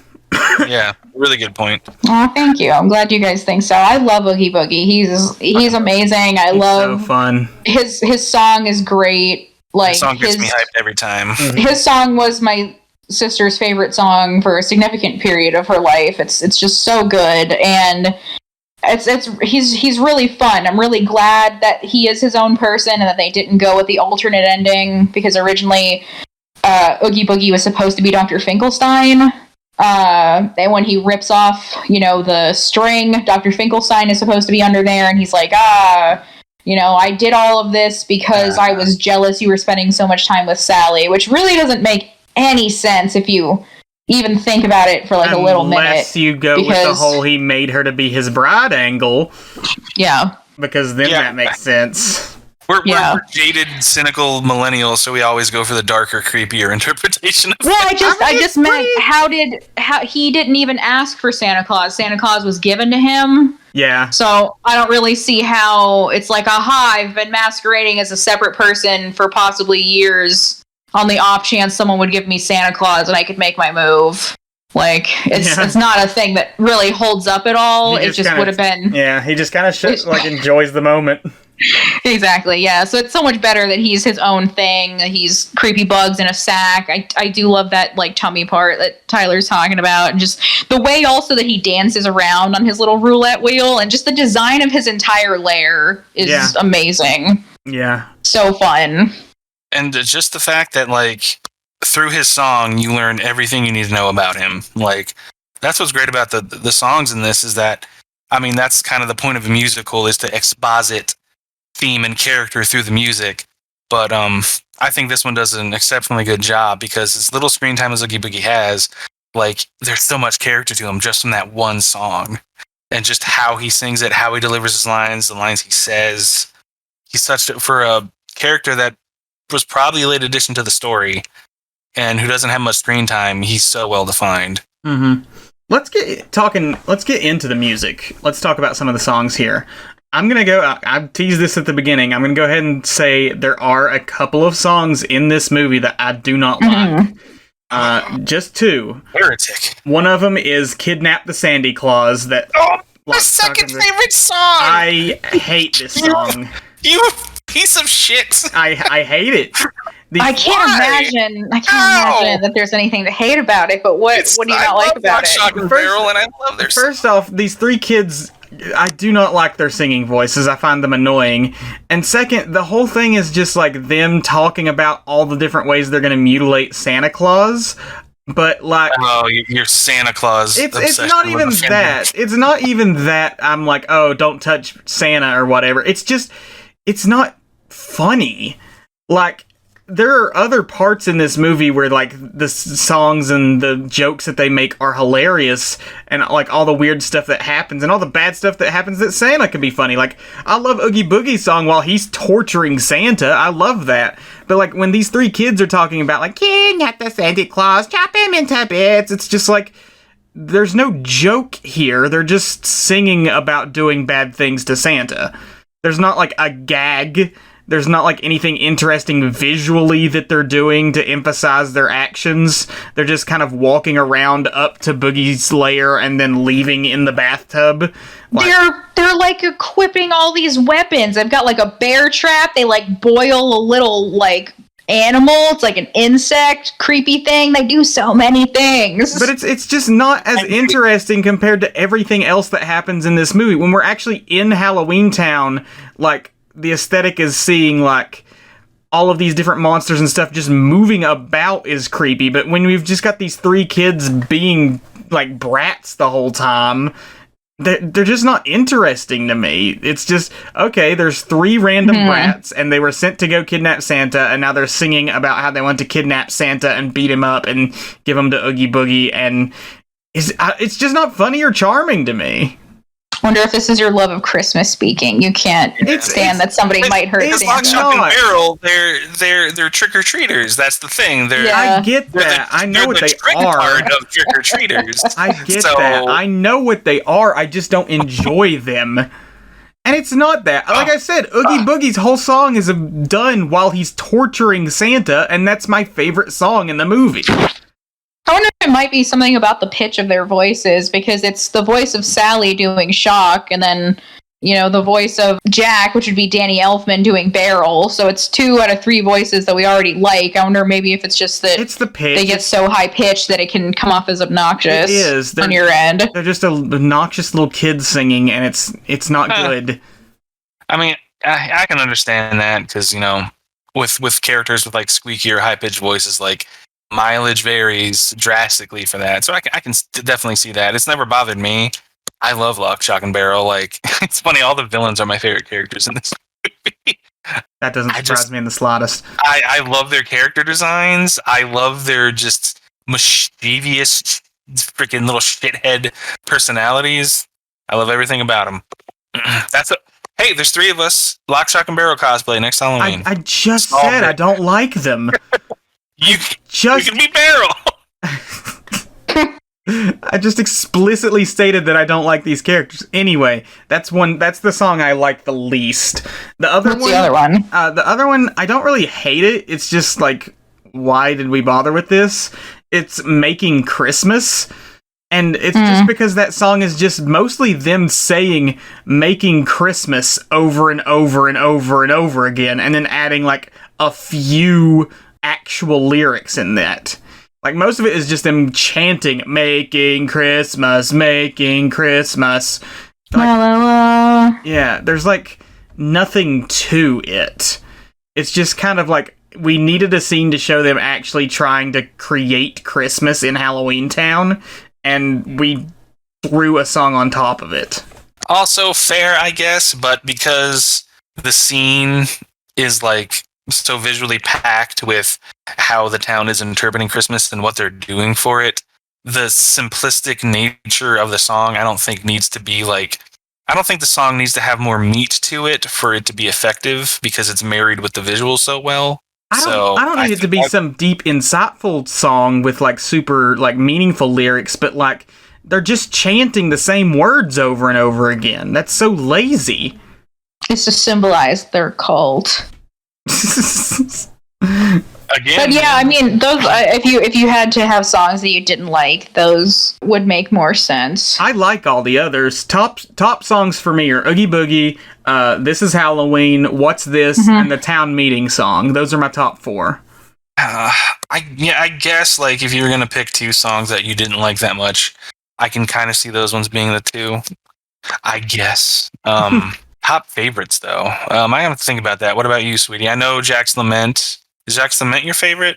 Well, Poor Jack is, I think, my favorite because it sounds similar to Jack's Lament. Jack's Lament is in the beginning when he's on Spiral Hill and he's reminiscing on his life, and then he kind of has the reprise in Poor Jack where he's like, I messed up, I did this all wrong, nobody understands. And he's like, you know what? No, like, I tried my best, and I'm glad I did it, and now I'm so hyped up for Halloween after scaring the crap out of all these people. So that one I think is my favorite, although they're all just really good. Oogie Boogie song is obviously really good. This Is Halloween can't be beat, and the Town Meeting song is so fun. I will say, as much as I love This Is Halloween, I think I love like covers of it more, just because like even though it's well done and it's like probably like the most well put together with its visuals in the movie because it's such a perfect introduction to the film. Some of the voices in it are the townsfolk, and some of their voices, while fun for the characters, aren't really like good for singing. Like the werewolf kind of talks like this, and like when he comes out and sings his part, it's like, okay, yeah, I get it. He's part of the town, he's singing and everything. But when you hear like someone who can actually singing the lyrics, I think it's a lot better. I see why you think that. I absolutely hate the covers, like all of them. You hate all the covers? I don't like hate all the covers. There's some that are okay. Like I wouldn't listen to them unless somebody put them on. Like the Town Meeting song is no longer the Town Meeting song if the townspeople aren't singing it. Right. You know, like Yeah. it's the same for This Is Halloween. If someone is saying they're a clown with a tearaway face and they're not a clown with a tearaway face, like I'm not really here for it. But I get why, like from an auditory standpoint, especially somebody who didn't grow up like listening to these, why you might prefer that sometimes. In the context of the film, I think it's perfect. I think it's wonderful, and it's great to have all these characters, all these different characters and different voices singing it. But if I were to like be on the road listening to music, I probably wouldn't put on the original version of this song. I would probably put on a cover with someone who's got like a better singing voice in general. Yeah, and I never would do that. A lot of road trips with the original soundtrack, but I get that because they are good songs. Ah, God. I guess my favorites would be Oogie Boogie song, This Is Halloween, Jack's Lament, and I guess the final and the reprise, because I'm a romantic and I love a good. You mean the finale? Yeah. Okay. I love a good sappy moment. Yeah. And, Jack's Lament, I'm here for sad boy depression songs because I'm often a sad boy. Yeah, I'm the exact opposite. One of my favorites is What's This, just because it stands out so much from all the other music in here where it's so fast-paced and upbeat and everything, and it's all about him having like this wide-eyed new appreciation for something wholesome and nice. Like, I love What's This. It is a great segment. I love another one of the just really fun little visual gags that I was mentioning before. I just love it when he holds the Christmas lights up to his sockets. Yeah. It's just one of those little tiny visual moments that just gives so much personality to the movie. Mm-hmm. Go ahead. I was just going to say, Jack's like anatomy makes for some really interesting like diversity in the way he can move. Like he can move real creepy with like his long gangly limbs at times, but then at other times, like a spider and everything. Like during the final fight with Oogie Boogie, he does some of that. But like then he can do some really cartoonishly like fun sort of like movements and stuff like he does during the whole like what's this segment in Christmas Town. He's like bouncing around and like there's like one point where he's like inside of an entire snowman. He's just kind of like moving himself through the snow. Like it's all bouncy and fun. Like he's very well designed to have a lot of different interesting movement. Yeah, Erica, when we were just watching it, Erica's like, "Oh, I love this little part." It's when he crawls through the window of Christmas Town, like a spider who just scuttles through. Yeah, he very subtly is able to be really nimble, despite the fact that he was just outside and his legs perfectly framed the window and went down past, like, you know, he's gigantic. Yeah. But they still make him so smooth he can get inside a snowman without breaking it. Yeah. And you believe it the whole time. It's just that segues into just how visually appealing this whole movie is. Like, yeah. Every frame, just Halloween Town, Christmas Town, is just so like you could get so enraptured just looking at it. You don't even have to hear it. You could watch it with the sound off and be like, "This is awesome. This is great." Like if I could plaster an entire room just like of like still shots of Halloween Town and all of its like crooked black and gray, like with spires and thorns and just all that glory, I would, because it's just I'm amazed there isn't like a Halloween Town section in any of the Disney parks. Like that seems like such an obvious thing to do. It really, for as much as they milk this movie, like they haven't milked it in ways you'd think they would have by now. It's still not like, as much as it's like got its cult following, I still feel like it's maybe not the mainstream Disney like thing that they're putting out all the time. Like it's been milked for sure, but it's with the specific audience that loves it. Yeah, but as much as we crib on Disney and make fun of it and how evil it is, like if they built a Halloween Town, oh, we'd be there. Like I would go there in a goddamn heartbeat. Like, yeah. Please take me. I want to go immediately. Shut up and take my money. I did read that the reason Tim Burton was, the idea he got for the poem and then the movie, because he loved the kind of texture that Halloween and Christmas gave his world when he was a kid. Because he grew up in just like boring ass suburbs, which you can tell when you watch his earlier movies, like Edward Scissorhands, like the entire setting. This is homogenous white picket fence suburbs. This is the third movie in a row he made with a Christmas setting. Yep. The Halloween Town is modeled after German Expressionism, which is a big art movement in Germany, believe it or not, hence the name.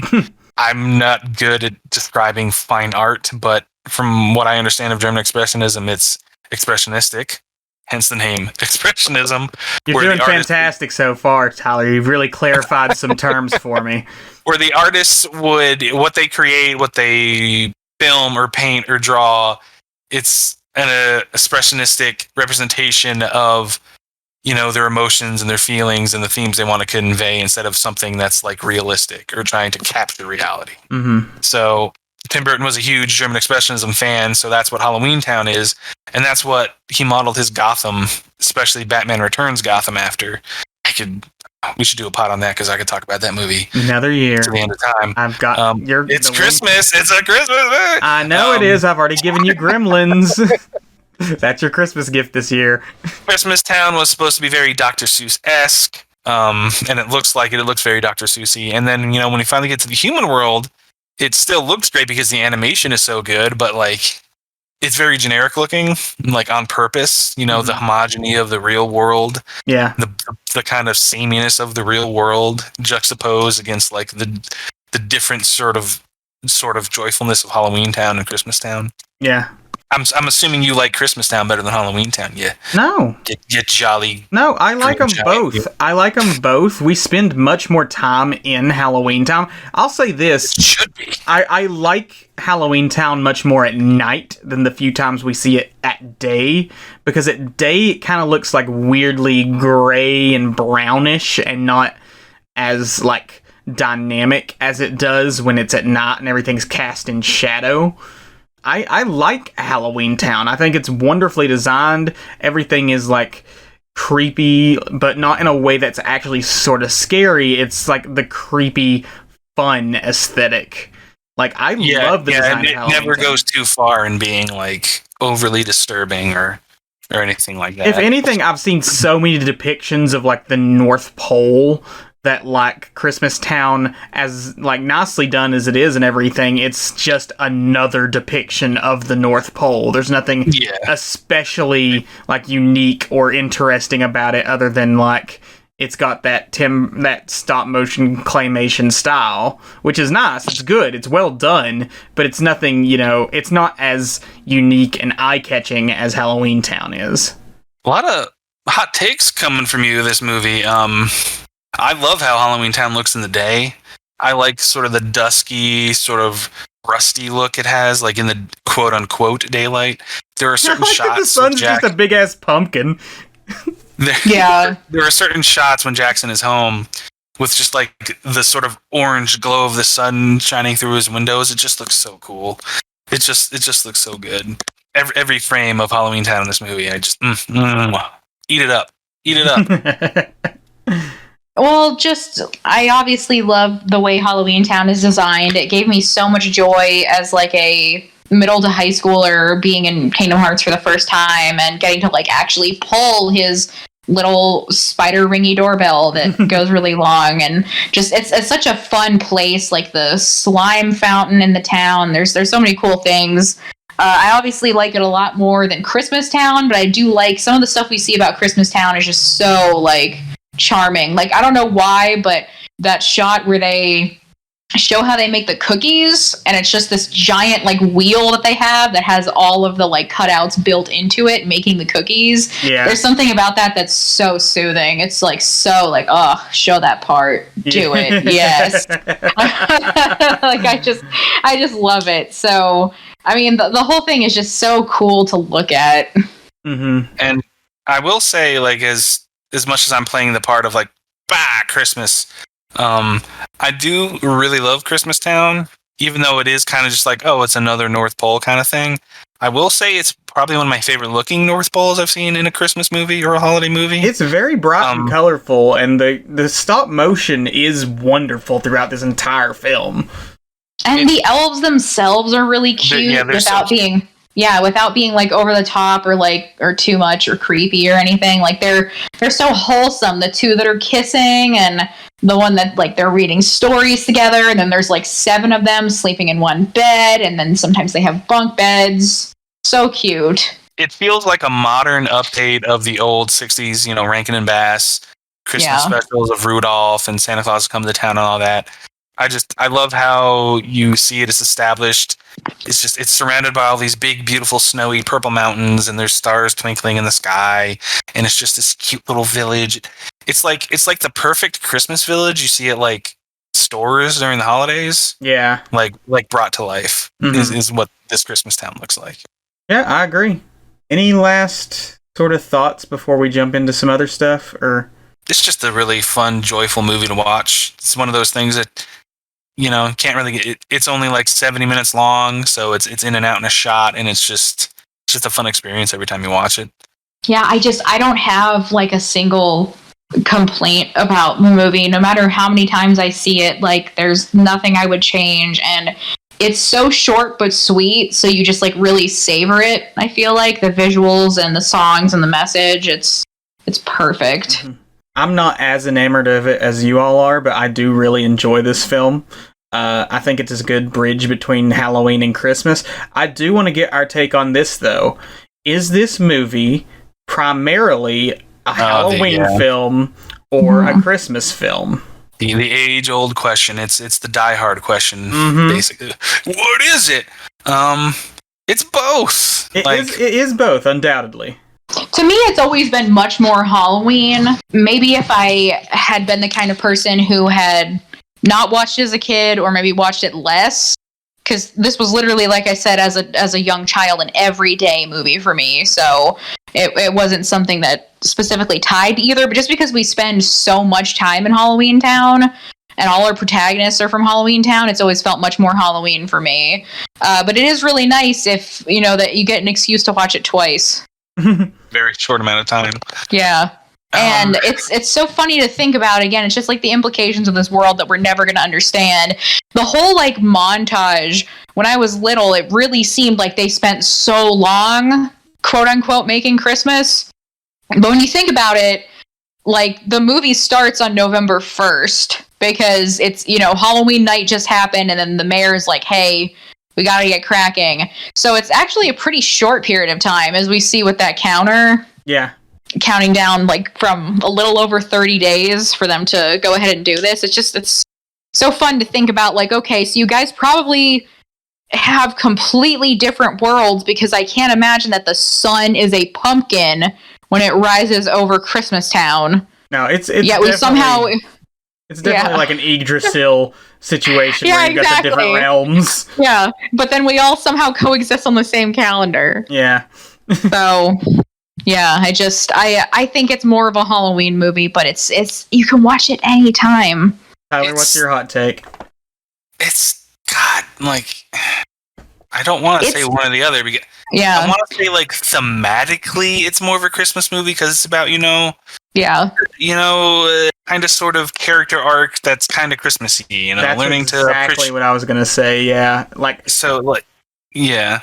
thematically it's more of a Christmas movie, but aesthetically its heart is more. Yeah, that makes sense. And it does such a good job like merging the two, because I'm really resentful of Christmas things touching Halloween. Like I really like I really like Christmas it's not been a holiday that I don't like, but I've always just been like, I don't want to think about Christmas until like December 1st. Whereas the whole world mostly seems to agree it's like November 1st is when we start thinking about Christmas. So I'm usually really resentful of the two coming together. Like, I feel like if it was any other movie, I would just be like, ugh, I don't want to watch this just because they're bringing Christmas into it. This should just be a Halloween movie. Erica, I made this point earlier in one of our Halloween episodes, is that you Halloween nerds are so, like, self-martyred because you make this whole big deal of how, like, Christmas is taking up way too much time and everything. We start celebrating Halloween in, like, August now, like, late to mid-August. We spend more time with Halloween. Who's we? The Halloween nerds or culture? You see those decorations up. You see those decorations up by late August at most. Maybe if you live in a magic wonderland town where everybody loves all holidays, but we don't. I've seen them all over the damn place, Tyler. I go places. The pandemic's mostly... Well, shit. I didn't mean to make it that real. Fuck that. But I've seen them out since late August. The think about, like, the Halloween versus Christmas thing, it's less about, like, duration and more that it's, like, Halloween is pretty much... Yeah, and Halloween, unlike Christmas, like, stores and stuff want Christmas to linger. So you're not going to be in a store and it's, like, December 10th and they're like, oh, Christmas stuff is on clearance. But that does happen with Halloween. Like, every year. When I was in the stores this year, Halloween candy was clearance well before Halloween, and they already had, like, Thanksgiving and Christmas stuff going up, and, like, I think I told you when I saw you for the con, I was getting ads that were, like, October 12th, and they're like, it's not still late. It's not still too late to shop for Halloween. I'm like, yeah, it better not be, because it hasn't happened yet. It's too late to shop for something when it's gone. So I think, like, culturally... Christmas is like extended so long, even a little bit into the new year. Whereas with Halloween, it's like, hurry up because we got to get to Christmas. Come on. Like, at least from a corporate standpoint. See, I don't know about that, because like as soon as Christmas is over, there's this sudden jump into New Year, and then right after New Year, it feels like we're jumped right into like Valentine's Day. I think the whole problem is just that all of our holidays are like in late fall, early winter. And they're just smashed together to the point that, like, the proximity between them pisses people off, not the actual duration of any of them. Yeah. I think what it is with Christmas, the proximity, yes, but also the older you get, the more Christmas starts to feel like an obligation to people, where other holidays aren't. Like, yeah, Christmas is like a crazy capitalist commercial thing. So is Halloween, but Halloween doesn't come with this sort of societal expectations Christmas does, where like Christmas, it comes with shopping, gift giving, and just like the expectation of cheer of, you know, just like, you gotta love Christmas. It's Christmas. When people get older and are responsible for their own shit, like seeing it come up so quickly and so early in, you know, like in the season, just like, it's just like, oh God, it's coming. Christmas is coming. Oh man, all these responsibilities I'm gonna have to keep up with are they're right around the corner. Better prepare. Yes, this is literally exactly how I feel. Yeah. That's so incredibly sad to me, because my whole deal with Christmas is that I enjoy it because it's a sudden break away from the everyday. Like, it feels the most holiday of all the holidays. Not in the sense that, like, you get more time off or whatever, but in the sense that, like, we all collectively agree to take this moment and just stop thinking about our daily bullshit, stop thinking about our own garbage that we have going on in our lives and being so obsessed with ourselves, and we take some time to think about the people that matter to us. We take some time to think, what would make this person happy? What would make this person happy? What could I get them or make them or, you know, do for them that would bring them joy? And then saving that energy up until one special day where you share it with them and just, like, show how much you care through the sharing of... It doesn't have to even be a monetary gift, but just some form of, like, way of saying, hey, I've been thinking about you, and I wanted to take the time and effort to show how much you mean to me, like, that I wouldn't normally put into the day-to-day life. Yeah, I mean, I don't even disagree with any of that. I love the idea of Christmas. I even love most of the aesthetics of Christmas. Like, I love the bright, pretty lights and, you know, snow and, you know, jingle bells and all that kind of, like, I love the idea of Christmas. And, like, when I think about it, I get nostalgic, but just, and I hate making this into, like, a depressing, like, social political screed. It's just the commercialization of it, like, as you get older, like, kind of just takes all that away from you. You need to turn on ad blocker, because I don't watch that many commercials anymore.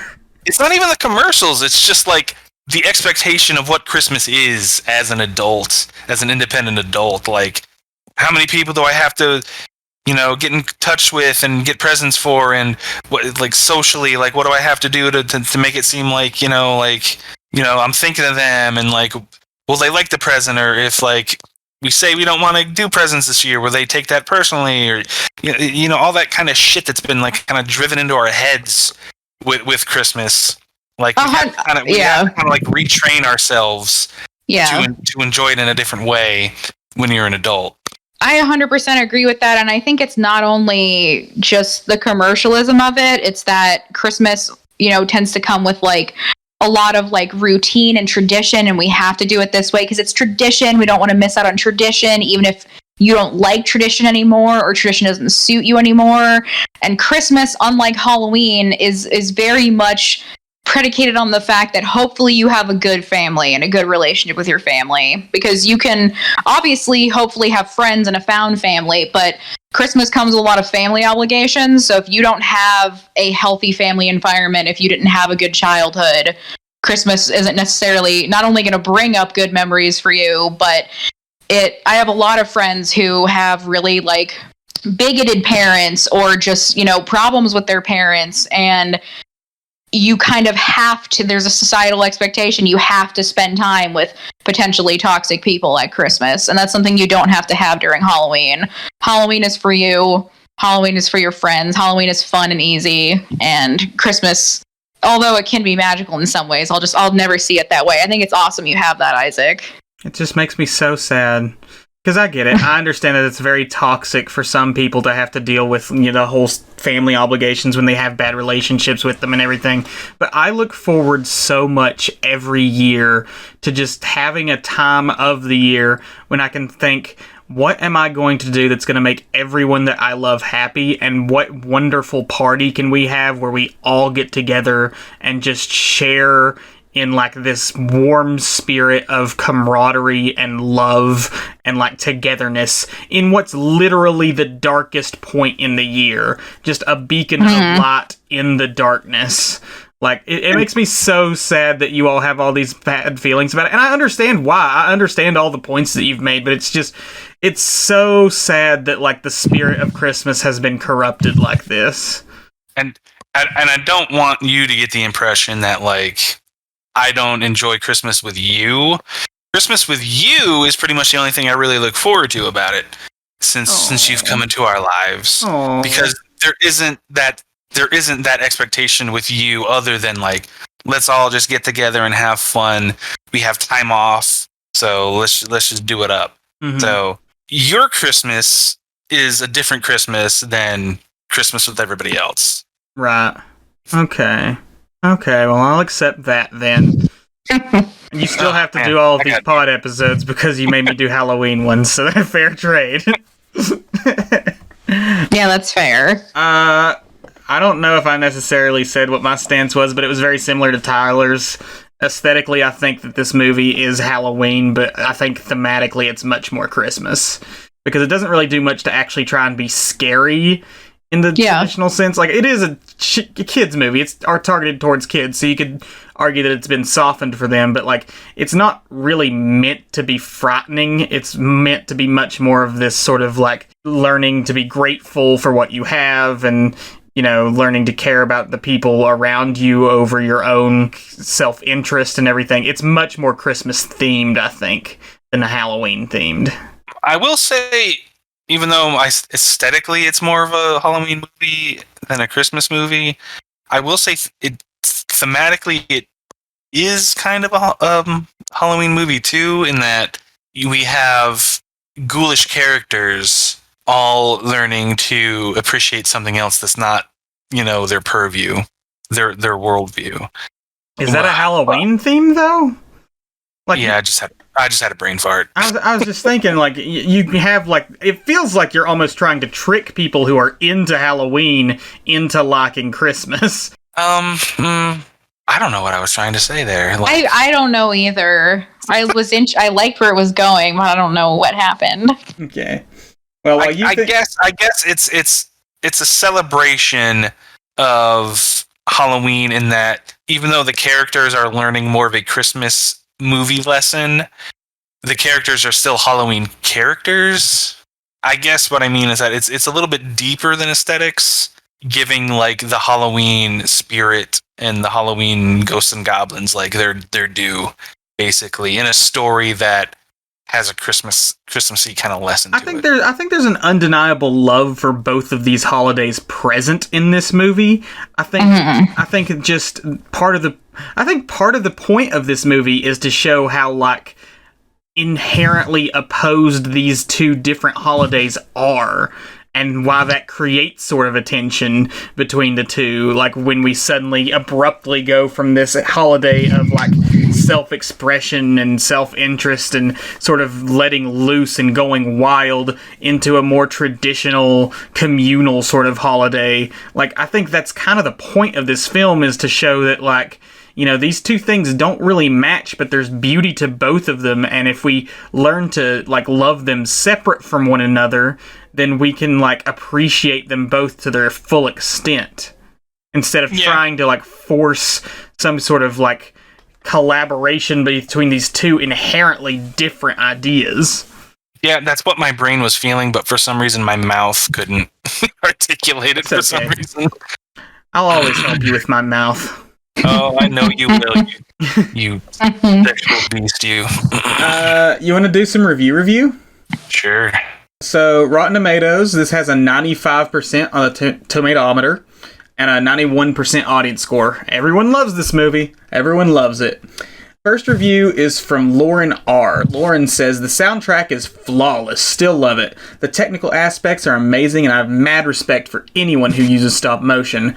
I must say, I don't think it deserves to be Tim's spotlight movie. It's simplistic, but at the same time, the end message seems to be, if you're not good at something, stick to what you know instead. And that's discouraging. I think other Burton movies deserve the same love as this, and it is coming from someone who worshipped this movie like it was some kind of religion before. 3.5 out of 5 stars. Do we think there's a problem with the moral here in this film? I can see how people can interpret it that way, because I actually kind of thought that while we were watching it again. Like, I bet like this can kind of be construed as like a don't step out of your lane. Yeah. Don't try new things kind of message, but I don't think that's what it was going for at all. Mm-hmm. I mean, we touched on it earlier when we started the podcast that it's more of like, what did you say? I don't want to butcher it because my mouth isn't working right now. It's more of a learning to appreciate what you already have through a new lens. It's not like a matter of like, oh, just stick with what you know and like be content with that. It's a matter of like rekindling the love for what you already have. Yeah, and it's not saying like, they can't like Christmas or engage with Christmas because they're Halloween people. Right. Jack and Santa Claus come to an understanding. They come to respect. In the end, it ends with snow, in Halloween Town, which wasn't established before. So, so visually, it shows us that like there could be more of a relationship between the two moving forward. I can see on the surface where somebody could think like it kind of has a reductive theme, but I think we're all pretty much in agreement that that's not what it is. Yeah. I mean, Santa so good-naturedly comes and gives them snow and says Happy Halloween. After he was kidnapped and almost murdered. Yeah, exactly. I think if this were like I think there would be such a different ending. Right? He's not like Happy Halloween, just stay here, stay in your lane. Mm-hmm. Like it's kind of hard to draw that conclusion from the ending, honestly. Like I feel like if you think that, you're not paying close enough attention. Like the thing that I always liked about it is it's kind of like there's a concept, it's a term I've heard recently in regards to clothing, but it also applies to like other aspects of your life. Like you have a fantasy self. And, like, maybe your fantasy self is, like, insanely good at programming or, like, crocheting or, like, wears leather jackets. And so you get those things because, like, you think that, yeah, like, that could be me. And, like, the part society doesn't tell us is that, like, it's okay to try things and it doesn't work out. And I feel like that's what Jack did. Like, he had this fantasy self of becoming, like, oh, like, I'm going to be, like, Santa and I'm going to bring all this stuff, like, over here. And it didn't work out, and that's okay. Like, he is allowed to accept himself for who he is and, like, find joy and be inspired again and, like, the thing he loves. And it doesn't mean that he's going to have nothing to do with Christmas. It just means, like, he's embracing his realistic self versus his fantasy self. That's a great point, Erica. You know, another movie that does this, and it does it much, much later, and the overall movie is nowhere near as good, but it does remind me of it, is Monsters University. Mm-hmm. Like I was just thinking that there's a lot of problems with that movie, but I think the overall message that movie gives is very like impactful and grounded for a Disney film, where it's like you may not be able to like engage with something you love in the way you expected, but you can engage with it in different ways and still have like a connection to it. Yeah. And the Monsters University message is a lot more contentious than the message in The Nightmare Before Christmas. Yeah. Because you can make the argument, and I think it's a stronger argument, that Monster University kind of has a stay in your lane message. Oh, yeah. I think it's a lot easier to be able to tell with Night Before Christmas because it doesn't have like the whole connotation of like higher education and like getting a degree is better. Right. Like we're never really told like Christmas was better than Halloween. Right. So in that way, I feel like it's clearer than Monsters University. But that's a really good comparison that I was thinking about too. Here's another review, and I love these kinds of reviews. This one's from Jenny S. Getting to see this classic movie on the big screen for the first time was truly a delight, and Marcus Southbridge Crossing Theater in Shakopee gave us a clean, friendly, and delightful experience. I even finally got to redeem my free birthday drink from way back in July. A really great movie and a great night at the movies. 5 out of 5 stars. I love when people go onto movie review sites and give like a review of the theater as if that adds anything to the conversation. I know. Not anything that could be a nice tip for somebody either. Just something about their personal experience. Yeah, just go on Yelp. Just go add this to like an actual site where you review like the building itself, not the movie. It's just so funny. So nothing to say on that one. This one's fucking wild, gang. And I guess this might be the last one we do. This one's from Hernan M. Hernan says, Now the Progress sick say that the villain is from KKK. I look and I say he's the best villain of any Disney for me, and I don't say it for being so because I'm not part of those people who are as well all these, although I doubt that if that's why I answer him with this, but you're not God, and it's when they have no words and do blackouts like a baby. We're sick of these people. I hope they will be extinguished. As for the film, I'm going to say it's like watching Halloween and Christmas make love beautiful. 5 out of 5 stars. Oh man, that was a wild ride, like from start to finish. I was having a stroke. I honestly blacked out. I don't know half of what you just said. There's, like at all. There's some radical conservative message in there, but I had a stroke reading it, so I can't tell you what it is. Yeah, I couldn't tell if it was like religiously bent or more politically bent. I think it's politically bent. He says the villain is from KKK. Is he talking about Oogie Boogie? Is he saying that Oogie Boogie is a member because he's a sack with like a pointy head? And he's got eye holes cut out, I guess. Oh my god. That one broke me when I read it. It's too grammatically broken to seem like a troll post. Mm-hmm. So it's probably legit. Damn it. You always find the really fucked up ones. I love them. Do we want to do any recommendations before we wrap up? Oh god, I didn't even. I guess Coraline, because Henry Selick also directed that film, and it's also great. Whereas The Nightmare Before Christmas, as we just established, isn't necessarily trying to be scary or creepy. Coraline is. Yeah, Coraline's definitely a Halloween movie. Coraline is PG, and it's probably one of the scary movies that has come out in the past, 20 years. Mm-hmm. It's really goddamn creepy and disturbing. Yeah, it's unsettling the whole way through.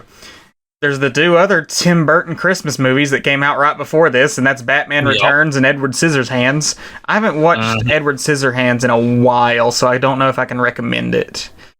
Oh, I easily recommend it. It's God, it's so heartbreaking. It's so beautiful.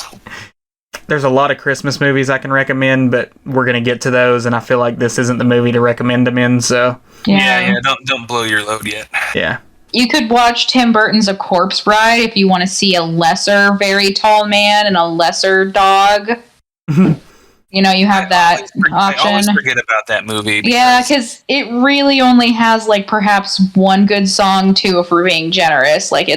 That's a story that really has a muddied message and goes nowhere. I remember being so hyped for it, and I just found it so boring. And then I've tried to watch it a couple times since it came out, and I've never warmed up to it. Almost just it's the visually way fantastic, of course, but it's just so bland. Yeah.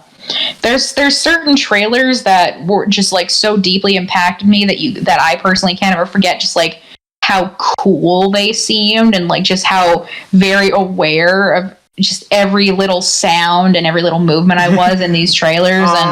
And that's the trailer for Watchmen, which again, I maintain the trailer is better than the movie. The trailer was so good. What was the song that was playing over the Guardians of Ga'Hoole trailer that cracked us up so much? It was a was it Coldplay song? It was a 30 Seconds to Mars. That's what it was. And it was so over the top, dramatic and everything, while these owls are just flying around on the screen. Yes.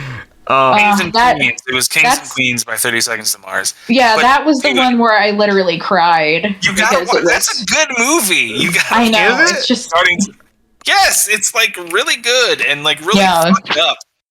All right, we'll add it to the list. I've never watched it.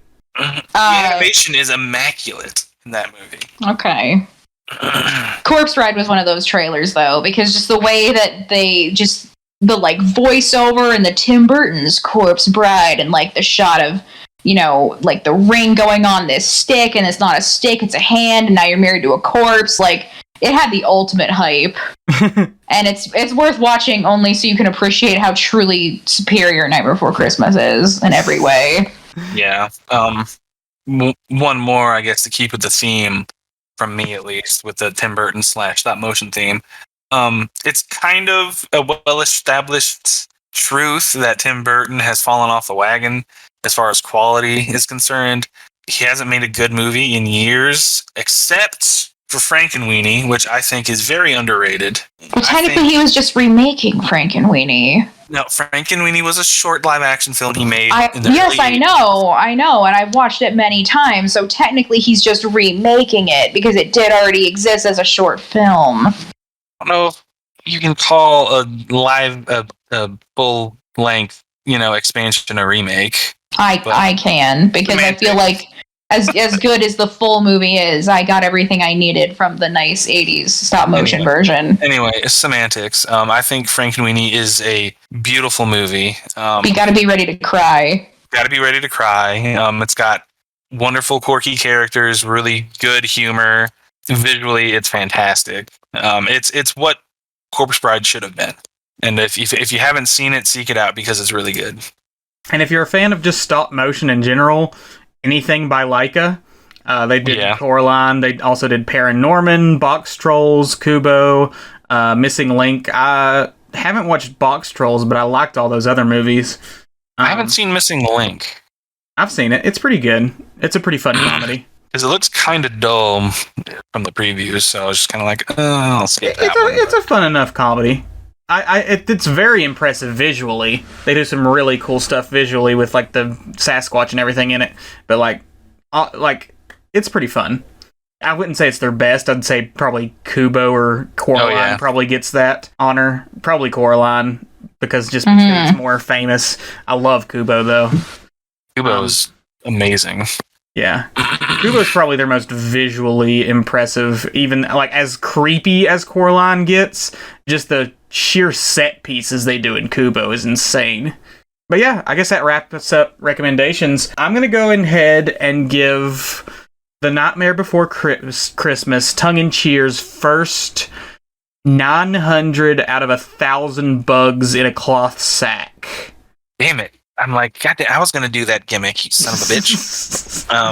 I will give it, I'm doing an arbitrary rating here because I don't believe in real ratings. I will give it a 200 ways to torture Santa Claus out of 201 ways to torture Santa Claus. Okay. Well, I think it's truly flawless, so it gets like a 7 out of 7 holiday doors for me. No. You won the arbitrary ranking. All right. Well, thank you, Erica, for joining us, and thank you, lovely listeners, for joining us here at Tongue and Cheer. Tyler, would you like to take us out? I would, but it's a school night. That was what terrible. A joke. Yeah. It's a great joke. What are you talking about? I love it, and I love you.